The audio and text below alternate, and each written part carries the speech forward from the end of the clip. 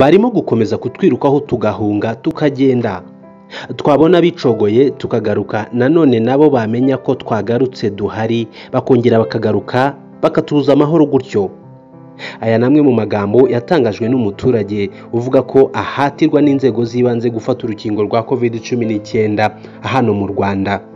Ni mu gihe umuvugizi wa leta avuga ko nta muntu bagomba gutegeka gukingirwa, ndetse kuri iyi ngingo anamagana abafatira iby'abandi kubera iyo mpamvu yo kwanga urukingo rwa COVID-19. Jewe ndi Alani Claude, iyi ukurikiye ni Ishyo TV.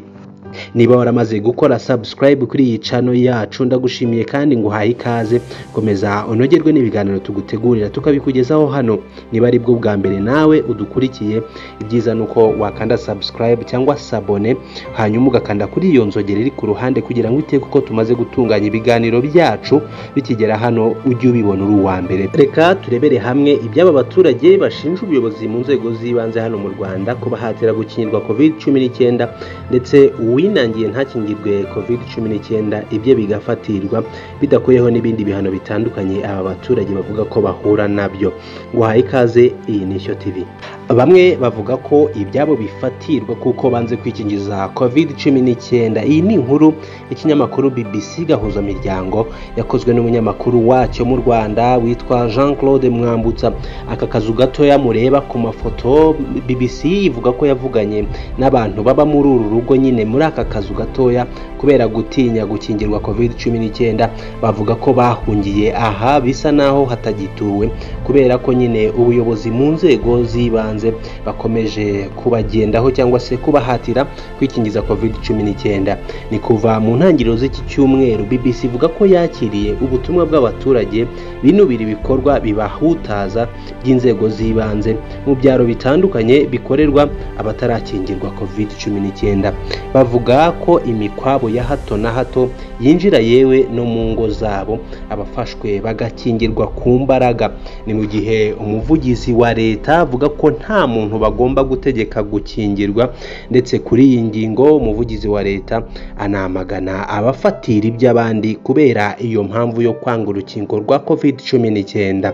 Inzego zishinzwe ubuzima ku isi zamaze gutangaza mu bihe bitandukanye ko inkingo zemejwe nta ngaruka zihariye zigira ku buzima bw'abantu, ahubwo ikizi inkingo ziba zigamije ari ukubarinda kuzahazwa na COVID-19 mu gihe yaba ibagezeho. Hari abavuga ko imitungo yabo nk'amapikipiki, amagare byafatiriwe, ndetse hakaba n'abandi batemererwa kujya mu mirima yabo ngo bakore imirimo yabo ya buri munsi. Hari kandi abavuga ko birirwa bihishe mu bihuru bitandukanye biri mu mashyamba no ku misozi hirya no hino mu byaro batuyemo, bwamara kwira bagataha. Hari abahungiye mu mijyi itandukanye nk'umujyi wa Kigali, cyangwa abirirwa bihishe mu ngo zamaze gukingwa cyangwa se ingo zitakibamo abantu nkuko mwabibonye kuri iyi foto dufite. BBC ivuga ko yaganiriye n'ababa muri uru rugo bavuga ko bahunze ikingizwa ku ngufu rya COVID-19. Ikinyamakuru BBC cyageze mu duce dutandukanye tw'intara y'Iburasirazuba n'Amajyaruguru ahavugwa umubare munini w'abaturage bataremera gufata urukingo rwa COVID-19. BBC ivuga ko hari aho basanze inzu yatangiye kurengerwa n'ibyatsi n'ibigunda kubera ko ba nyirayo bahunze, bakavuga ko bahunze gukingirwa ku gahato COVID-19. Abaganiriye na BBC barimo umukobwa utifuje ko imyirondoro ye ijya ku karubanda, yagize ati barimo gukomeza kutwirukaho, natwe icyo dukora ni uguhunga tukagenda, twabona bicogoye tukagaruka, nanone nabo iyo bamenye ko twagarutse duhari baragaruka tugakomeza gucengana bityo. Nkuko babivuze ko umuntu utarakingiwe atemerewe kujya mu isoko n'ahandi hose, numvaga batureka tukigumira mu rugo bakaturekera uburenganzira bwacu ntibakomeze kutwirukaho. Aya ni amagambo yatangajwe n'umukobwa umwe waganiriye n'ikinyamakuru BBC avuga ko nyine bakomeje kubirukaho mu gihe banze gufata urukingo rwa COVID-19. Uretse ingaruka bakeka ko zizabakurikira cyangwa se zizaza zikuruwe n'uru rukingo, urukingo hari n'ababihuriza ku kibazo cy'imyemerere bakavuga ko cyangwa se bavuga ko gukingirwa babifata nko gukora icyaha. Ariko Pasiteri Fidèle Rukundo uyu ni umushumba w'itorero Umuriro wa Pentecote avuga ko kwanga urukingo rwa COVID-19 bitari mu nyigisho batanga. Pasiteri Fidèle yagize ati ntaho bihuriye n'imyizerere, ntaho bihuriye n'ijambo ry'Imana, gusa umuntu ku giti cye ashobora kugira iyo myumvire ikaba yanakwangiza cyangwa se igakwirakwira n'abandi bitewe n'uko babiganiraho. Abaganiriye n'ikinyamakuru BBC bose binubira ibikorwa bibahutaza nko kubakubita no kubafunga bikorwa n'inzego z'ibanze, nyamara nta tegeko ryemejwe na leta ryo gukingira abantu ku mbaraga. Ni mu gihe kandi umuvugizi wa leta wungirije ni Bwana Alain Mukurarinda avuga ko icyifuzo cya leta ari uko abaturage bose bakingirwa. Yamagana abahohotera abaturage kuko batakingiwe, avuga ko bitemewe.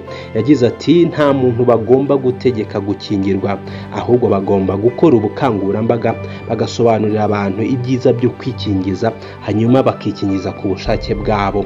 Yakomeje agira ati ko nta muntu ufite uburenganzira bwo gufatira ikintu cy'undi atabiherewe uburenganzira n'itegeko. Ibyo avuga ko ari ukurengera. Uwanze gukingirwa akinangira uwo nawe hari ibyo abuzwa, nawe agomba kubyirengera. Aya ni amagambo ya Alain Mukurarinda, umuvugizi wa guverinoma wungirije, avuga ku byo yarabajijwe na BBC ku baturage bavuga ko bahatirwa gukingirwa COVID-19. Mu kwezi gushize umukuru w'akarere ka Gicumbi, kamwe mu twavuzwemo guhohotera abadashaka gukingirwa COVID-19, yabwiye BBC ko nta bikorwa nk'ibyo bikorerwa mu karere ke, avuga ko bakora ubukangurambaga gusa. Hashize umwaka urukingo rwa COVID-19 rutangiye gutangwa ndetse abanyagihugu ni ukuvuga abanyarwanda bakaba miliyoni 9 bamaze guterwa nibura urukingo rumwe mu zimaze gufatwa. Ibyemezo bikarishye bibuza abantu kugera ahahurira abantu benshi nko mu masoko, byatumye abantu bitabira kwikingiza, bituma umubare w'abamaze gufata urukingo rwa COVID-19 uzamuka. Ku ruhande rumwe kwikingiza bikorwa n'ubishaka, ariko nanone aha BBC ivuga ko ubwinyagamburiro ku muntu wanze gufata urukingo rwa COVID-19 busa naho ari ntabwo. Iyi nkuru ya BBC nk'uko ibigarutseho, hari n'abandi bagiye bagaragara mu bice bitandukanye bavuga ko bahatirwa gukingirwa COVID-19 ndetse mu bihe bitandukanye mu bice bitandukanye by'igihugu hari abaturage bagiye bavugwaho guhunga COVID-19 n'inkingo zayo. Hari abafatiwe mu Burundi ndetse banagarurwa mu Rwanda, ndetse hari n'abandi bagera mu magana bafatiwe mu ntara y'Iburasirazuba nk'uko byavuzwe n'ubuyobozi bw'iriya ntara. Ariko nanone abahunga urukingo rwa COVID-19 sibo benshi, kuko nk'uko iyi nkuru yabigarutseho abagera muri miliyoni 9 bamaze kubona byibura urukingo rumwe rwa COVID-19. Abashimangiwe nabo barakomeza biyongera umunsi ku munsi. Reka dusabe inzego z'ibanze gukomeza kwigisha kurenza gukoresha imbaraga z'umurengera mu gukangurira abantu kwikingiza COVID-19, ahubwo hakoreshwe uburyo butandukanye bw'ubukangurambaga kugira ngo hirindwe icyahutaza umuturage. Dukomeze gahunda yo gushishikariza abantu kwikingiza ku bushake bwabo, nk'uko intero ya leta bivuga ko umuturage ari kwisonga ntiyaba kwisonga inzego z'ibanze zimuhutaza. Reka ngushimire gufata umwanya wawe ukungana kose ugakurikira ibiganiro by'Ishyo TV. Reka ngusabe gukomeza kureba ibiganiro byose dukora tukabishyira hano, ubundi dufashe gusangiza ibi biganiro inshuti zawe ziri hirya no hino, turushaho kwagura umuryango w'abadukurikira.